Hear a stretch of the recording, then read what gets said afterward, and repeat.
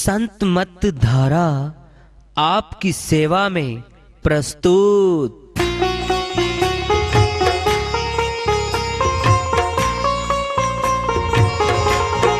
जो चाहता है प्रभु प्यारा वो आओ संत मत धारा। भक्ति भेद बता कर सारा वो कर दे भव के पारा। जो चाहता है प्रभु प्यारा वो आओ संत मत धारा।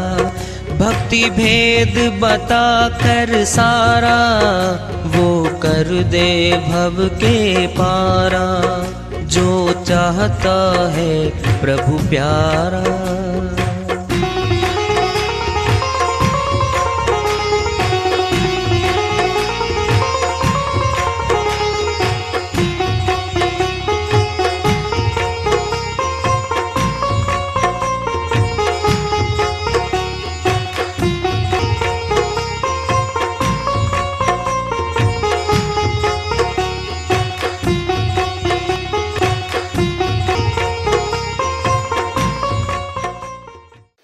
परम पूज्य सदैव स्मरणीय सदगुरु साहिब की जय हो। सतनाम साहिब। आदरणीय सर्व संतों की जय हो। उपस्थित आदर के योग प्रभु प्रेमी एवं जिज्ञासु आत्माओं, हम सभी पूर्ण पिता परमात्मा सभी सृष्टियों के रचनहार कुल मालिक हम सबके जीवन का आधार उनकी महिमा को सुनने के लिए एकत्रित हैं। मेरी सभी से अर्ज है कि मैं कोई जगत गुरु नहीं, कोई महाराज नहीं, कोई महामंडलेश्वर नहीं।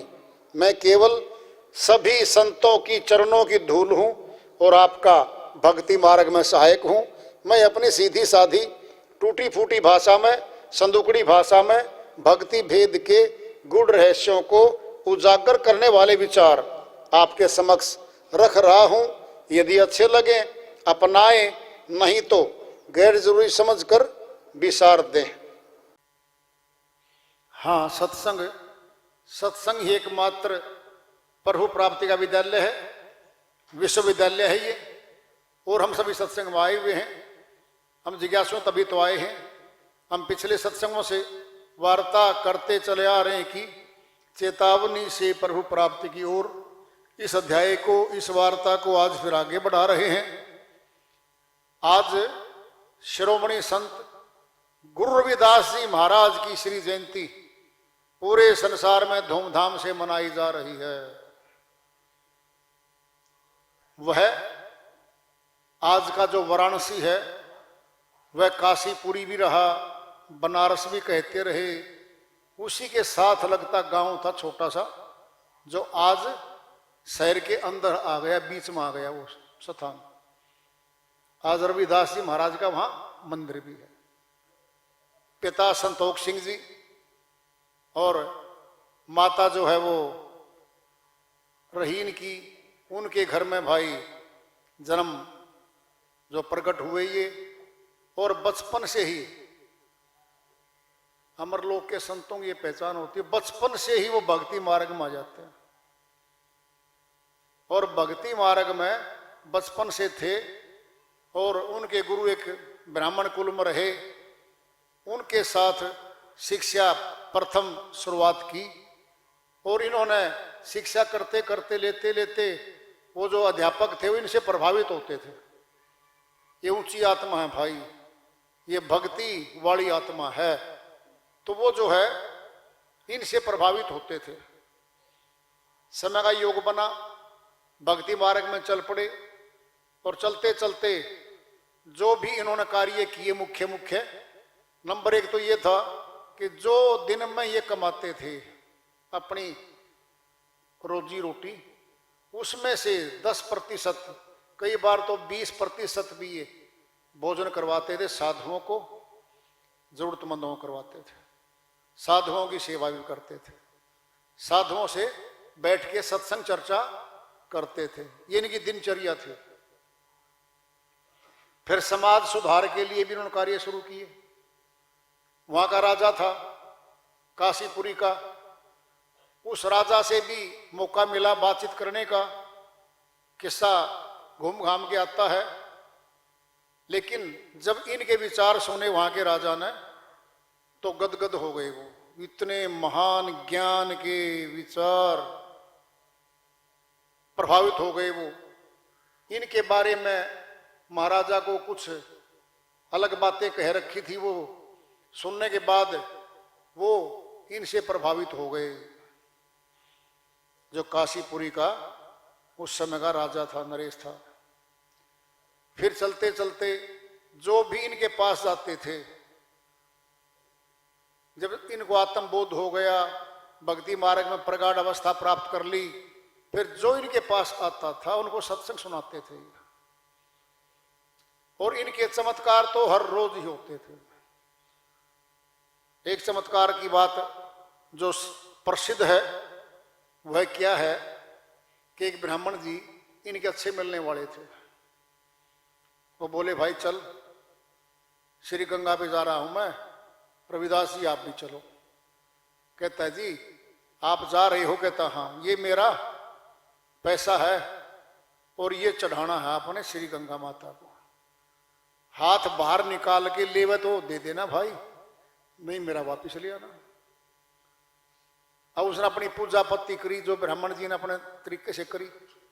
फिर बोला, हे गंगा माता, ये जो है ना भेंट रविदास जी महाराज की है, आप स्वीकार करोगे?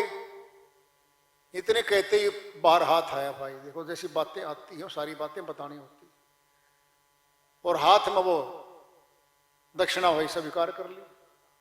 फिर दोबारा हाथ बाहर आया, कंगन आया सोने का,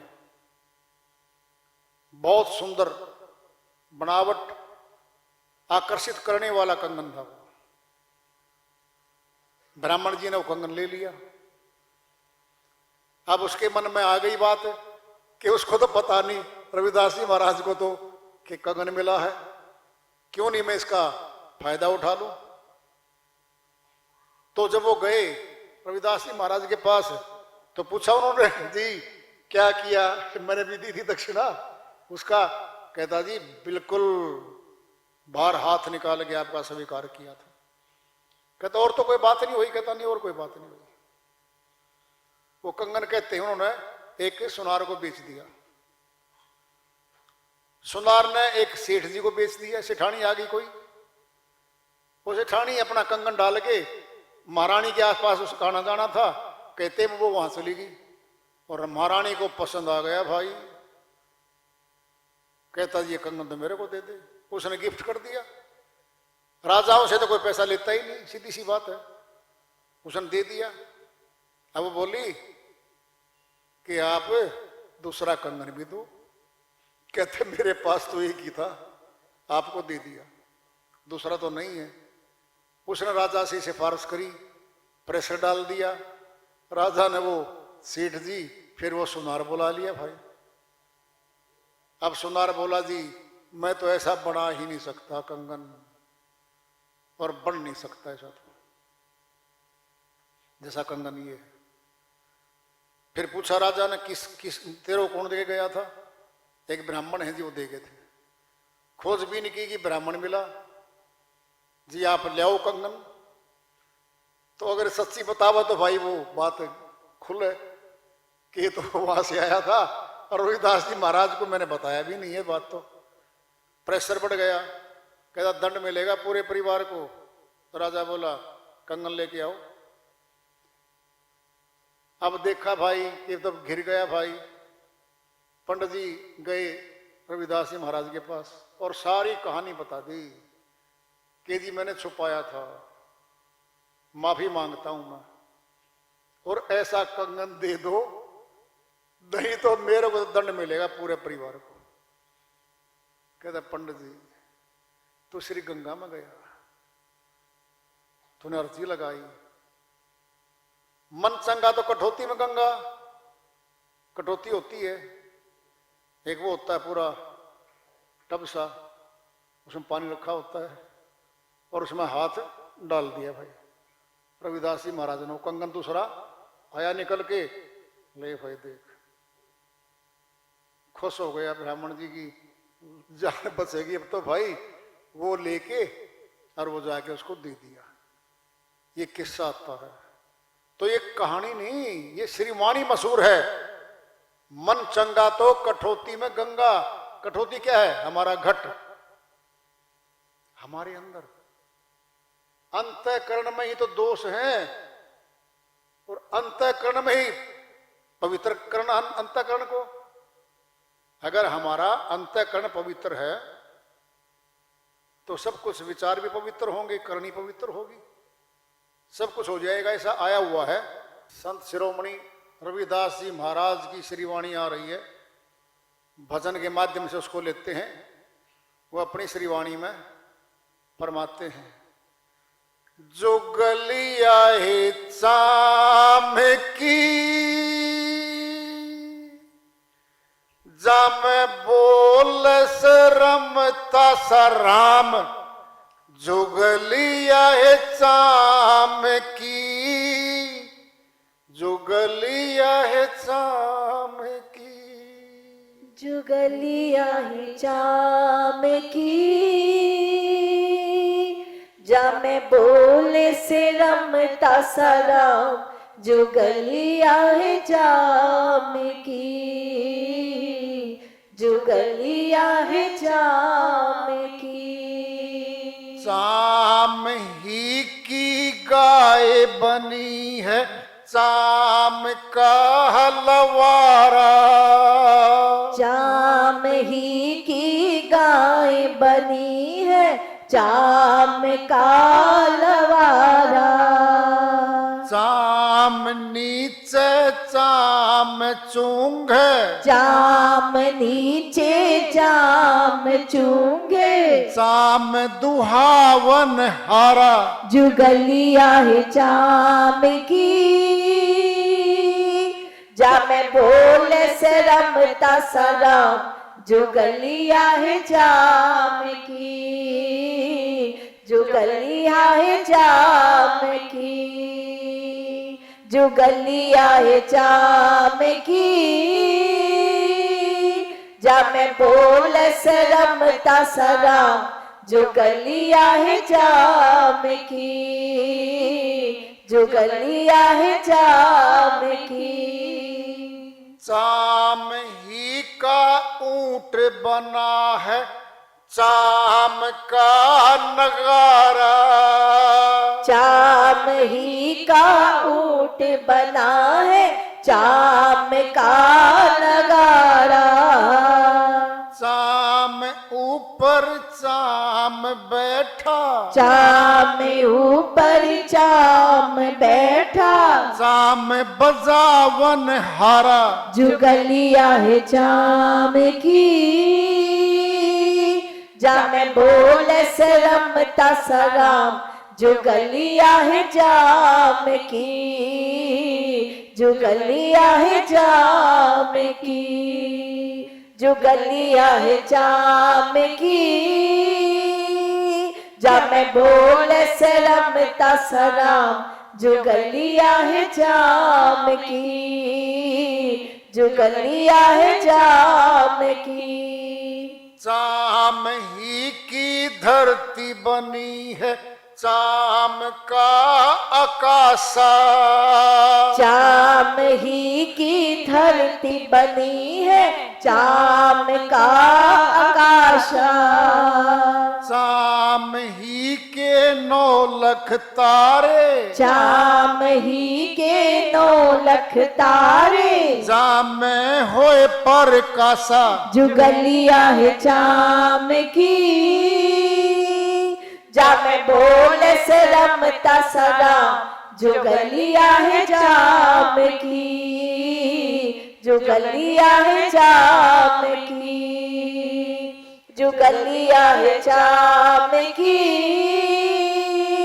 जामे बोले से रमता सराम, जुगलिया है जाम की, जुगलिया है जाम की। कहे रविदास सुनो भाई साधो, कौन चाम से न्यारा, कहे रविदास सुनो भाई साधो, कौन चाम से न्यारा। जो कोई होए चाम से न्यारा, जो कोई होए चाम से न्यारा, सोई गुरु हमारा। जुगलिया है चाम की, जा मैं बोले से रमता सलाम, जुगलिया है चाम की, जुगलिया है चाम की। श्रीवाणी आई है, चेतावनी की लगती है, बहुत भेदों से भरी है श्रीवाणी। उन्हीं की दया से, मेहर से सल्क इसका अनुवाद कर लेते हैं। जुगलिया क्या है? हमारा शरीर है ये चमड़े का तो बना है। पांचों तत्व क्या है? नाशवान है। आकाश, वायु, अग्नि, जल, पृथ्वी, पांचों तत्व ही नाशवान है। और पांचों तत्वों से मनुष्य तन बना है, इसमें पांचों बैठे हैं। ये सर्वोच्च शरीर है। बाकी 84 के जीवों में कोई 4 तत्व का है, कोई 3 तत्व का है, कोई 2 तत्व का, कोई 1 तत्व का। ये मनुष्य तन, इसी को जुगलिया कह दिया। चमड़े की है ये, जुगलिया है चाम की। कौन बोलता है इसमें? जा मैं बोल से रमता सा राम। राम, रमण करने वाली शक्ति का नाम राम है। हमारे घट में रमण कर रहा है और सर्वव्यापक सत्ता है वो। जर्रे जर्रे में है उसकी शक्ति, जर्रे जर्रे में है झांकी भगवान की। किसी सूझ वाली आंख ने पहचान की। कबीर साहिब अपनी श्रीवाणी में बहुत बड़ी बात समझाना चाहते हैं हमें। जर्रे जर्रे में बैठी है वो शक्ति। किसी सूझ वाली आंख ने पहचान की। आंख तो है, फिर दिखाई तो नहीं दे रहा, आम आदमी को तो नहीं दिख रहा। लगा दिया कि सूझ वाली आंख। श्री गीता में क्या कहा है? अध्याय 11 श्लोक 8 में है, अर्जुन बाहरी आंखों से जो देख रहा है ये तो नाशवान शरीर है मेरा। क्या दूंगा? दिव्य नेत्र दूंगा तुझे। तीसरी आंख भी कहा उसको।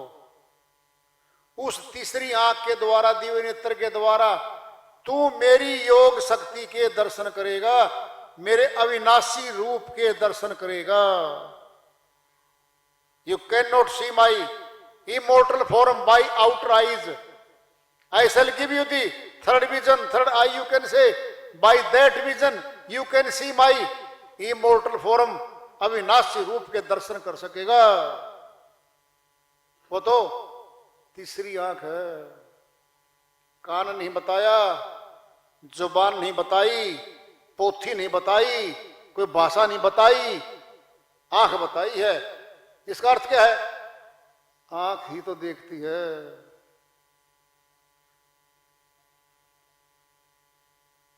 देख लो, घट घट में बैठी हो सकती।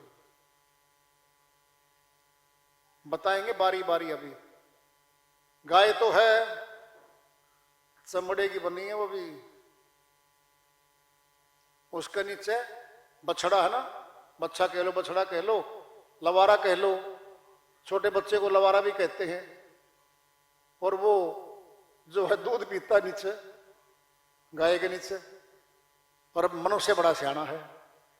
और भाई 10 किलो पक्का दूध देती है गाय तो, या 5 किलो देती है तो भी आधा किलो पिला के उसको पुसा के फट बांध देता बराबर, और सारा दूध खुद निकालता है।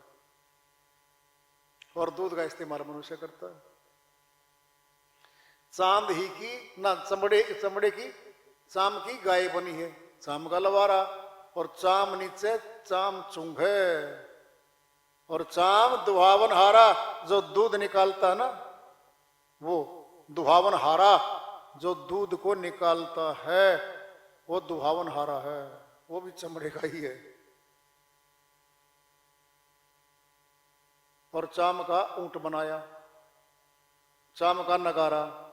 पहले जो राजा महाराजा के समय की बातें हैं, जब ये मुनादी ऐसे लाउड स्पीकर, ये मशीनी युग नहीं था वहां पे, ऊंचा पशु सबसे ऊंचा तो भाई ऊंट था, और नगाड़ा देते थे उसको, और खूब बजाता था और बोलता था, मुनादी करता था। वो राजा की ओर से कोई भी ऑर्डर होता था ना, ऑर्डर राजा का, गली गली जा करके सुना जाता था वो कि ये आदेश है राजा का, और नगाड़ा वहां बजा जाता था। तो गली गली घूमते थे वो, कौन है वो नगाड़ा? भी चमड़े का, और बजाने वाला मनुष्य भी तो चमड़े का ही है। चाम बजावन हारा, ये मनुष्य भी तो जो बजा रहा है वो चमड़े का ही तो बना हुआ है। चाम की धरती, धरती है चाम की, ततो पांचों ये नाशवान है। ततो पृथ्वी है, सीधा ही है, नाशवान तो है ये। तमाम ग्रह उपग्रह, सारे सितारे, 9 लाख तारे, सब नाशवान है। इनको बनाया गया है, मनुष्य का तन भी बनाया है। ये बनावट है, मालिक की शक्ति बनावट नहीं है, वह आत्मा है, वो परमात्मा का अंश है। सुन लो अच्छे से, आत्मा को बनाया नहीं गया, हिस्सा है ये, परमात्मा का अंश है आत्मा। ये अविनाशी है, इसका नाश नहीं होता, बाकी सब बनाया गया है। जो बनावट बनी है उसका तो विनाश भी होगा भाई। फिर आत्मा का तो नाश नहीं होता, क्योंकि ये बनाई नहीं गई है।